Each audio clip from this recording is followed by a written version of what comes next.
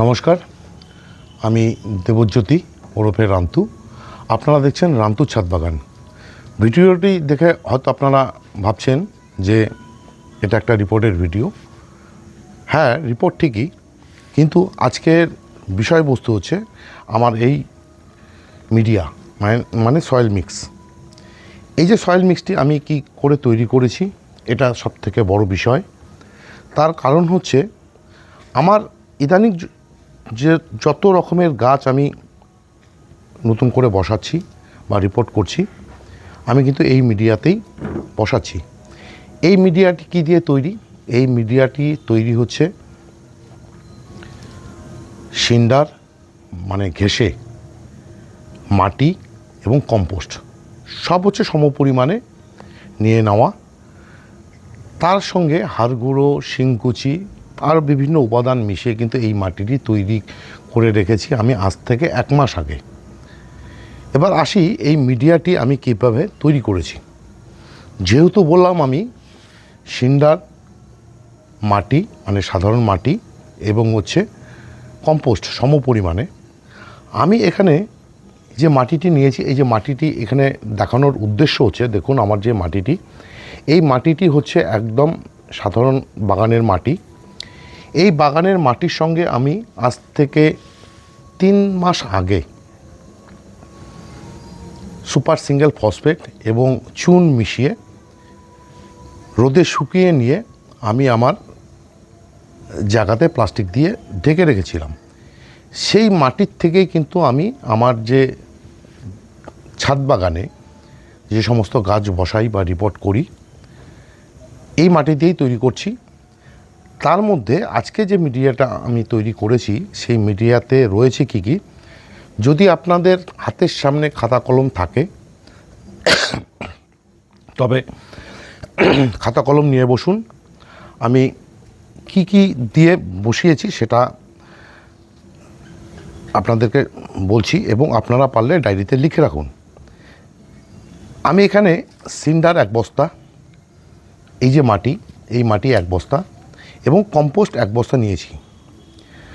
হাড় গুঁড়ো নিয়েছি আমি 500 গ্রাম, নিম খোল নিয়েছি 150 গ্রাম, সর্ষে খোল নিয়েছি 150 গ্রাম, ডিমের খোসার যে গুঁড়ো সেটা নিয়েছি আমি 150 গ্রাম, শিংকুচি নিয়েছি আমি 300 গ্রাম, চুন এবং সুপার সিঙ্গেল ফসফেট যেহেতু মেশানোই ছিল, সুতরাং নতুন করে আর মেশাচ্ছি না। আর ফাঙ্গিসাইড নিয়েছিলাম আমি M45 100 গ্রাম। যেহেতু এই যে খাবারের মধ্যে আরও 2টি উপকরণ আমি মেশাবো বা অন্যান্য, যেহেতু এই মাটির সঙ্গে আমি রাসায়নিক কিছু খাবার মিশাই, তার জন্য আমি এই মাটিতে ফাঙ্গিসাইড হিসাবে M45 ব্যবহার করেছি। জৈব ফাঙ্গিসাইড আমি নেইনি। যেহেতু আমি আজকে আমার এই যে লেবু গাছটি, এই লেবু গাছটিকে আমি বসাবো, তার জন্য আমি এই যে লেবু গাছটির জন্য আমি এখানে দেখুন এই মাটির সঙ্গে 5 গ্রাম ক্যালসিয়াম নাইট্রেট মিশিয়ে নিলাম। এই ক্যালসিয়াম নাইট্রেট মেশানোর উদ্দেশ্য হচ্ছে এই লেবু গাছের থেকে যখন ফল হবে, সেই ফলের মিষ্টতা মানে রসের মিষ্টতা যেন বাড়ে এবং ফল যেন সুন্দর হয়, তার জন্য ক্যালসিয়াম নাইট্রেট মিশিয়ে নিলাম। এবং সঙ্গে এই যে জিপসামও আমি কিন্তু দেখুন 5 গ্রাম মিশিয়ে নিলাম, একমাত্র এই লেবু গাছের জন্য। যেহেতু এই মাটির মধ্যে আগে থেকে চুন দেওয়া ছিল, তথাপি আমি এই লেবু গাছের জন্যই আমি জিপসাম এবং এই যে ক্যালসিয়াম নাইট্রেট এটা মিশিয়ে নিচ্ছি। এই যে মাটিটি, এই মাটিটি কিন্তু একদম ঝুরঝুরে মাটি। এই মাটিতে জল বসার সম্ভাবনা একদমই নেই। আমি আপনাদেরকে পরে দেখাচ্ছি যে এই মাটিটি কেন, মানে এই মাটিতে কেন আমি গাছ রিসেন্ট বসাতে শুরু করেছি। তার কারণ হচ্ছে দিন যত যাচ্ছে নতুন নতুন আবিষ্কার, নতুন নতুন সূত্র বেরোচ্ছে, নতুন নতুন ফর্মুলা বেরোচ্ছে।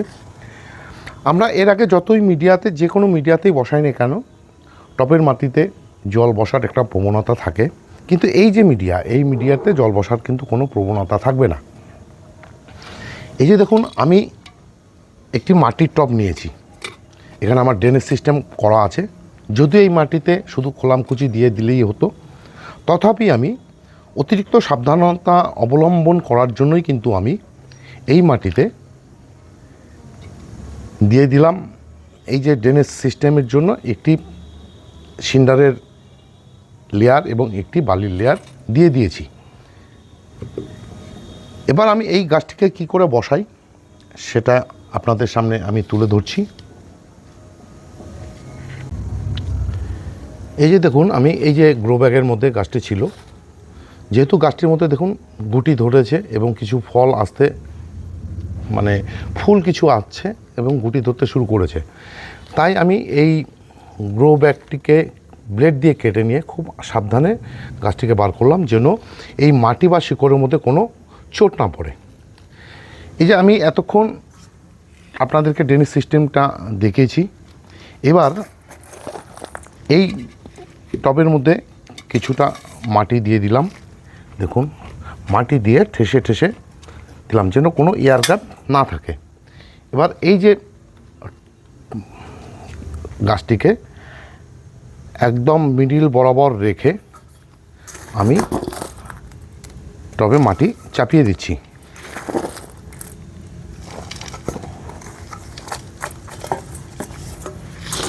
এই মাটি যে চাপাবো, কিছুটা টবের উপরের দিক থেকে কিছুটা ফাঁকা রেখে তবেই, কেননা আমাকে জল দেওয়ার সুবিধার্থে এবং এরপরে যখন গাছে আমি খাবার ব্যবহার করব 2 মাস পরে, এই গাছটিতে দিতে জন্য সেই খাবার দিতে জন্য সুবিধা হয়, তার জন্যই মোটামুটি এই গাছটি আপাতত এই টবেই থাকবে। এর গ্রোথের উপর ভিত্তি করে আমি পরবর্তীতে এই গাছটির যদি প্রয়োজন পড়ে তবে বড় টব দেব। তবে একটা জিনিস বলে রাখি, যে কোনো নতুন গাছ যখনই আপনারা বসাবেন সেক্ষেত্রে শুরুতে অন্তত আপনারা মাটির টব দেওয়ার চেষ্টা করবেন। আমি এই গাছটির মানে হাইট অনুযায়ী আমি কিন্তু এই গাছটিকে এবং এর যে গ্রো ব্যাগের যে পরিমাণ মাটি ছিল তার জন্য আমি কিন্তু এই যে 10 ইঞ্চি টবে আমি গাছটিকে বসিয়েছি। এবার এই গাছটিতে আমি ভরপুর জল দিয়ে গাছটিকে 2 থেকে 3 দিন আমি একটু ছায়াযুক্ত স্থানে রেখে দেব। এই ছিল আজকের ভিডিও। মানে আমি যে নতুন মাটিতে আজকে একটি লেবু গাছ বসালাম, এই লেবু গাছের রিপোর্ট দেখানোর জন্য আমি ভিডিওটি করিনি। আমি ভিডিওটি করেছি সম্পূর্ণ আজকের এই যে নতুন একটি সয়েল, মানে নতুন একটি মিডিয়া আমি যে তৈরি করেছি, এই নতুন মিডিয়াটি কী এবং এই মিডিয়াতে যে সমস্ত ধরনের গাছ বসানো যায় তার উপরে ছিল এই ভিডিও। আমি রিসেন্ট এই মিডিয়া দিয়ে 2টি গোলাপ গাছকে জিও ফেব্রিক গ্রো ব্যাগের মধ্যে রিপোর্ট করেছি, আপনাদেরকে সেই গাছ দুটির অবস্থা দেখাচ্ছি।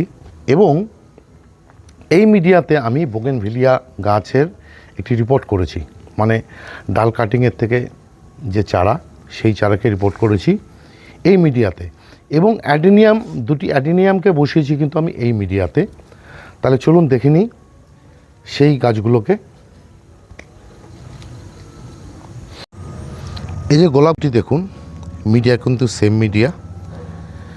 আমি রাতে ভিডিও করছি জন্যই হয়তো একটু ছবিটি খারাপ আছে। এই যে দেখুন অ্যামারেন্স লিলি, এটাকেও বসিয়েছি আমি ওই সেম মিডিয়াতে। এই যে বোগেনভিলিয়া গাছটি, তার মিডিয়া, এই যে অ্যাডেনিয়ামের মিডিয়া, সব কিন্তু এই একই মিডিয়া। এই ছিল আজকের ভিডিও। ভিডিওটি যদি আপনাদের ভালো লেগে থাকে তাহলে একটি লাইক দেবেন, কমেন্ট করবেন। আর আমার এই যে চ্যানেল রান্তুর ছাদ বাগান, এই চ্যানেলটিকে সাবস্ক্রাইব করে নেবেন, কেননা প্রতিদিন দুপুর 1টায় আমি আমার ছাদ বাগানের এই বাগান সংক্রান্ত বিষয়ের উপর বিভিন্ন ভিডিও বিভিন্ন বিষয়ের উপর ভিডিও তুলে ধরি। সেই ভিডিও দেখতে বা পেতে চাইলে আপনারা আমার এই যে চ্যানেল, এই চ্যানেলটিকে সাবস্ক্রাইব করে নেবেন। সবাইকে অশেষ অশেষ ধন্যবাদ এবং শুভেচ্ছা জানিয়ে আজকের এই যে ভিডিও এটা শেষ করছি। সবাই ভালো থাকবেন, সুস্থ থাকবেন, সবুজের সাথে থাকবেন। ধন্যবাদ।